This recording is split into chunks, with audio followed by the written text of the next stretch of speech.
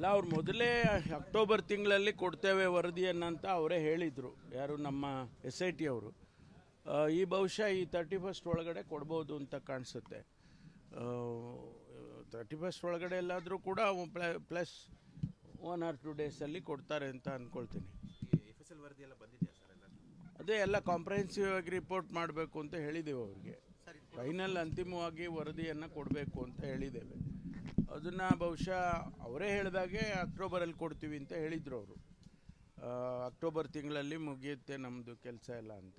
ಬಹುಶಃ ಅವರು FSL reports ಮತ್ತು ಬೇರೆ ಬೇರೆ ಅನಾಲಿಸಿಸ್ ಏನೇನು ಮಾಡಬೇಕಿತ್ತು, ಕೆಮಿಕಲ್ ಅನಾಲಿಸಿಸು ಅದೆಲ್ಲ ಮಾಡಿಕೊಂಡು ಅವರು ಕೊಡ್ತೀವಿ ಅಂತ ಹೇಳಿದರು. ಯಾಕೆಂದರೆ ಆ ಬೋನ್ ತೆಗ್ದ್ರಲ್ಲ, ಅದೆಲ್ಲ ಅನಾಲಿಸಿಸ್ ಮಾಡಬೇಕಲ್ಲ, ಕೆಮಿಕಲ್ ಅನಾಲಿಸಿಸ್ ಮಾಡಿ ಕನ್ಕ್ಲೂಡ್ ಮಾಡಬೇಕು.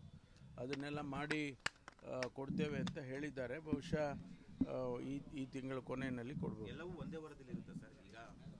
ಅದು ನೋಡಬೇಕು. ಯಾಕೆಂದರೆ ಅವರು ಮೇಜರ್ ಆಗಿ ಇಂಟರಿಮ್ ಆಗಿ ಕೊಡ್ತಾರಾ ಅಥವಾ ಪೂರ್ತಿ ಸಂಪೂರ್ಣವಾದ ವರದಿಯನ್ನು ಕೊಡ್ತಾರಾ, ಅದನ್ನು ನಾವು ಈಗಲೇ ಹೇಳಕ್ಕೆ ಬರೋದಿಲ್ಲ ಸರ್. ಆಮೇಲೆ ತಿಮ್ಮರೋಡಿ ಅವರಿಗೆ ಮತ್ತೆ ನೋಟಿಸನ್ನು ಇಶ್ಯೂ ಮಾಡಲಾಗಿದೆ.